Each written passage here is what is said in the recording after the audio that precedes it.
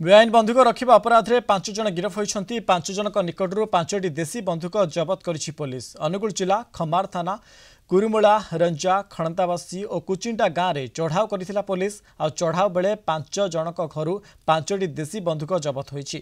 आ घटना 5 जन को गिरफ कर कोर्ट चालान करिछि पुलिस। तेबे एही बंधुक वन्यजंतु शिकार करा जायथवा नै सूचना मिलिछि। 5टा लोकंक ठारू 5 गोटी देशी बंधुक जप्ति करिछु।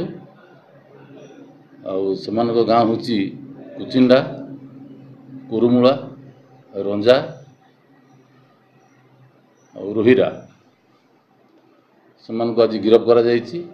तांको आज कोर्ट फरवर्ड करा जिवो। जून मासरे खमान थाना अंडर रे बेआईन भावे 3 गोटी देशी बंधुक आमे जप्ति करिथिलु।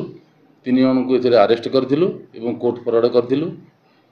एवं जून मास पर अगस्ट मास 5टा बंधुक देशी बंधुक जप्ति करी फरवर्ड करू। आज आम लोक भी सेटिंग करिछु।